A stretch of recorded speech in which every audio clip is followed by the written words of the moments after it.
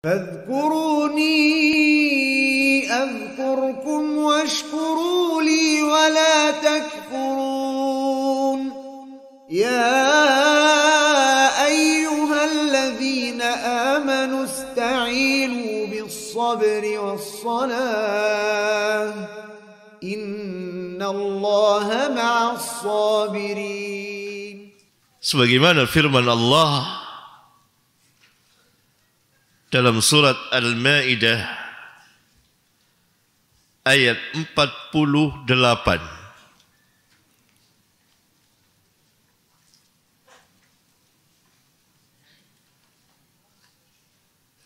Ayat yang panjang.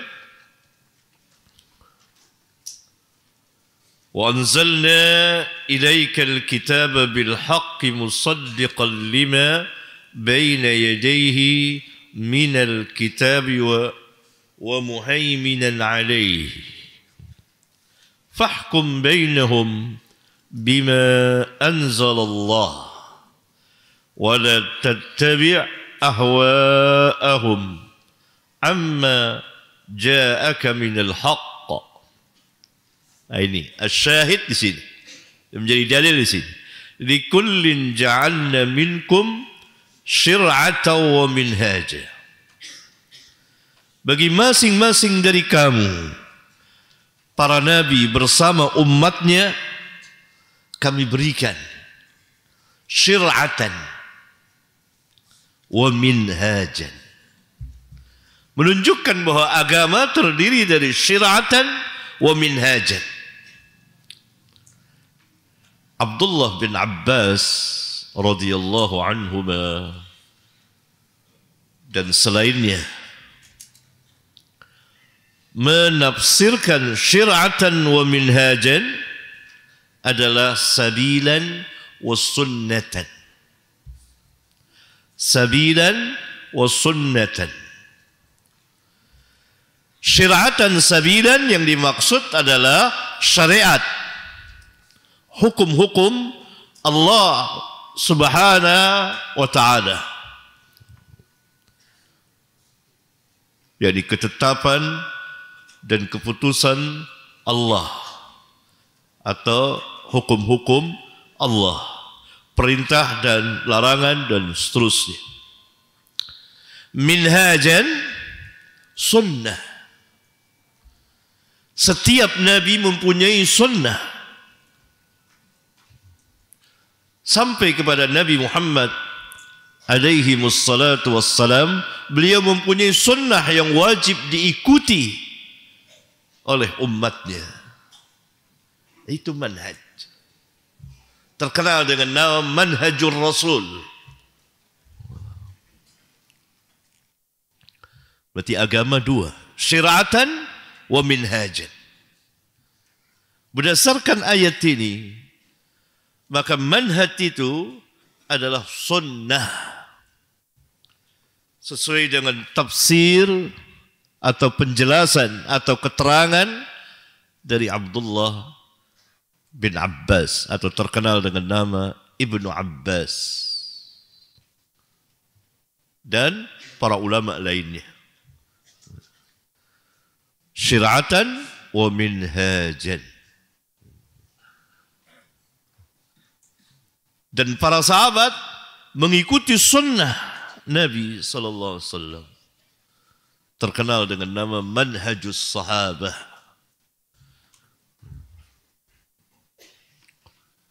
Cara beragamanya para sahabat ridwanullah alaihim jami'an.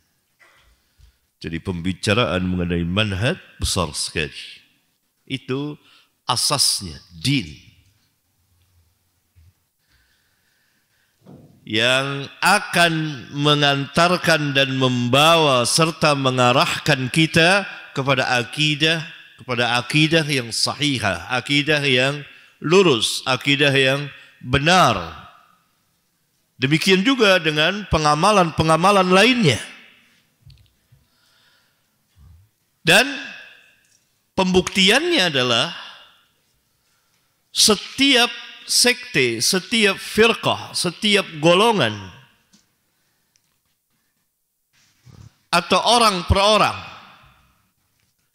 yang mempunyai manhaj tersendiri, cara dan sikap beragama tersendiri di luar dari manhaj para sahabat, dapat dilihat, diketahui dengan nyata dan jelas penyimpangan dan penyimpangannya. Tadi saya ambil contoh Khawarij. Ketika mereka keluar dari manhajur Rasul, dari manhajus sahabah, dan mereka membuat manhaj, cara beragama tersendiri, maka terjadi pemisahan, terpisah. Karena manhajus sahabah merupakan tafriq, pemisah antara manhaj yang hak dengan manhaj yang batil. Khawarij mempunyai manhaj tersendiri yang mereka buat, yang menjadi asas di dalam kelompok mereka.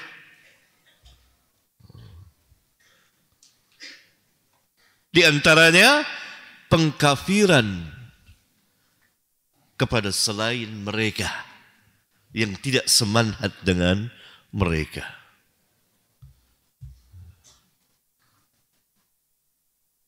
Dahulu.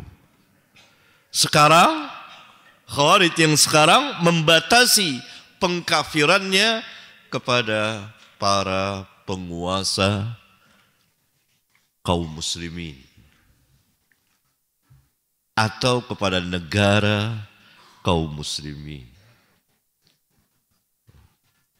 Negara ini dikatakan negara kafir, negara itu pun kafir. Berapa banyak dari negeri-negeri muslim yang dikatakan kafir? Hanya karena pada sebagian pemerintahannya tidak menjalani hukum Allah, langsung dikafirkan. Berdalil seperti guru mereka, guru besar mereka yang pertama yang berhadapan dengan para sahabat, khususnya Amirul Mukminin Ali bin Abi Thalib radhiyallahu anhum jami'an. Dalam riwayat Muslim, yakni di Sahih Muslim, Ali bin Abi Thalib mengatakan Khawarij berhujjah di hadapan Ali bin Abi Thalib, sahabiyun jalil, sahabat besar dan salah seorang dari al-khulafa ar-rasyidin al-mahdiyyin. Khawarij membawakan ayat Al-Quran, inil hukmu illa lillah. Tidak ada hukum kecuali kepunyaan Allah. Dijawab oleh Ali bin Abi Thalib radhiyallahu ta'ala anhu, kalimatu haqqin urida biha al-batil. Yang engkau bawakan itu kalimat hak, Al-Quran, hak. Tetapi yang engkau maui, yang engkau kehendaki, yang engkau inginkan adalah al-batil, kebatilan. Berarti kesalahannya di mana? Pemahaman. Itulah manhaj. Ayat yang dibawakan hak. Nah, kepada Khawarij yang sekarang, perkataan Amirul Mukminin Ali bin Abi Thalib radhiyallahu taala anhu menjadi kaidah bagi ahlus sunnah. Setiap firqah, setiap kelompok sesat yang membawakan kalimat yang hak, khususnya dari ayat-ayat Al-Quran, kita akan mengatakan seperti perkataan Ali bin Abi Thalib. Kalimatu haqqin urida biha batil. Kalimat yang hak, tetapi yang dikehendaki adalah kebatilan. Salah dalam menafsirkannya. Khawarij yang sekarang tidak membawakan ayat itu lagi, ayat yang lain. Wa man lam yahkum bima anzalallah fa ulaika humul kafirun.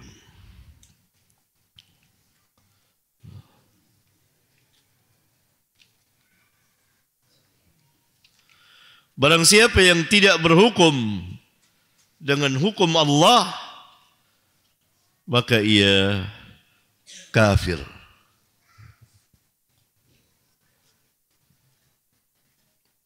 Barang siapa yang tidak berhukum dengan hukum Allah, maka ia kafir. Wa man lam yahkum bima anzalallah fa ulaika humul kafirun. Ibnu Abbas dan para tabi'in telah menafsirkan ayat itu. Apa yang dimaksud kufur di situ?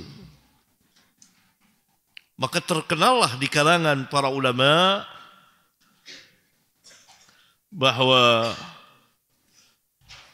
ulama ahlus sunnah berdasarkan ayat dan hadis, kekufuran ada dua. Kufur yang mengeluarkan seseorang dari Islam, kufur yang tidak mengeluarkan seseorang dari Islam. Itu kufur nikmat, kufur kebaikan, dan seterusnya. Maka mereka mengucapkan perkataan yang diulang-ulang sampai hari ini oleh ahlus sunnah. Kufrun duna kufrin.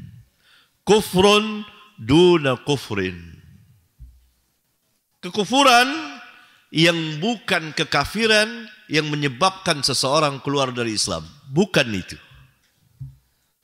Kufrun duna kufrin. Nah, oleh Khawarij pada hari ini dan hari-hari sebelumnya dilemahkan riwayat itu dengan kejahilan. Ya. Kufrun duna kufrin. Padahal itu perkataan yang sangat masyhur dan terkenal di kalangan ahlus sunnah dari zaman sahabat, kemudian tabi'in, dan sampai pada masa atau abad kita ini. Kufrun duna kufrin. Agar kita memahami ayat wa man lam yahkum bima anzalallah fa ulaika humul kafirun dengan benar dan tidak serta-merta mengkafirkan penguasa-penguasa muslim di negeri-negeri mereka hanya karena dosa yang mereka lakukan, hanya karena ketidaktahuan mereka, hanya karena mereka taklid buta dan sebagainya. Adil ya.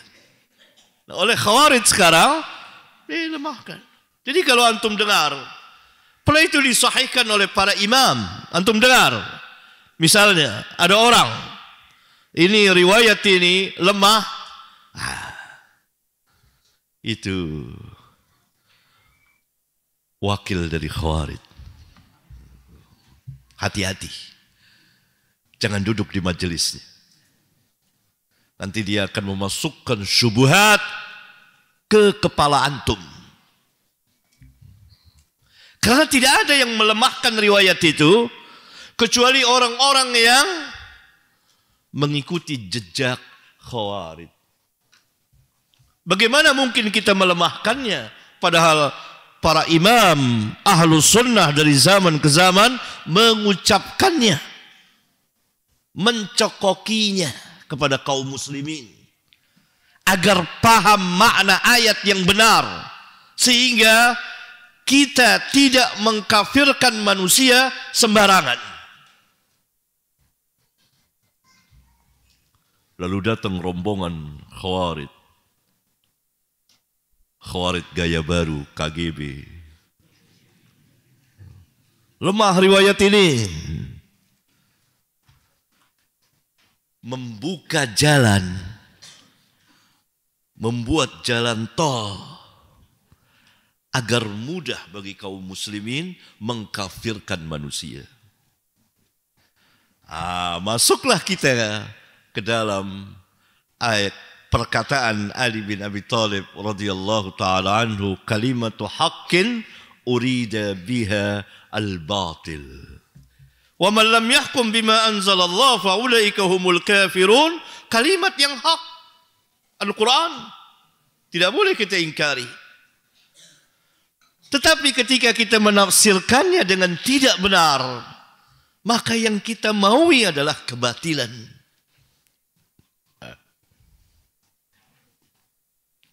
Ini pentingnya manhaj. Hati-hati duduk di majelis seseorang, sangat berbahaya. Jika orang itu punya sihir bayan yang bisa mempengaruhi antum dan dia melemahkan riwayat itu agar lapang bagi antum untuk menafsirkannya, memahaminya dengan tidak benar, maka masuklah antum ke dalam rombongan Khawarij. Sadar atau tidak sadar, tahu atau tidak tahu. Itu tanda. Karena tidak ada seorang pun ulama Ahlus Sunnah yang melemahkan riwayat itu, setahu saya. Dan mereka selalu mengulang-ulang kufrun duna kufrin, kufrun duna kufrin. Riwayat itu sangat terkenal di kalangan Ahlus Sunnah. Untuk apa? Memahami ayat-ayat seperti tadi.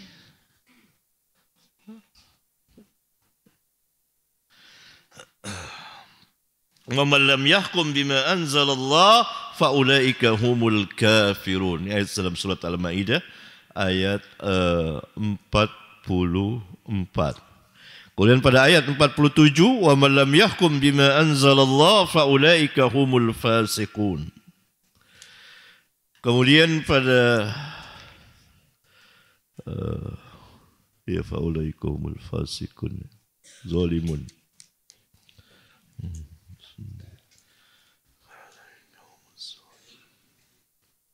Wa man lam yahkum bima anzalallah fa ulaika humuz zalimun. Ayat 45.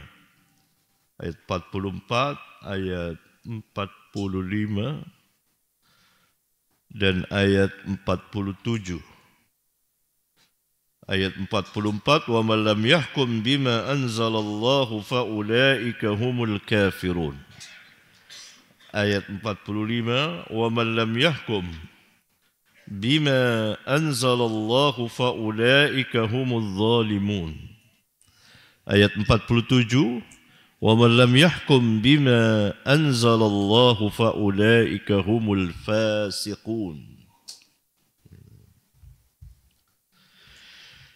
Baiklah ikhwan, kita lanjutkan kajian kita dalam membaca sebagian hadis Nabi yang mulia sallallahu alaihi wasallam yang merupakan kekuatan bagi kaum muslimin ketika mereka berpegang dengan sunnah nabinya sallallahu alaihi wasallam.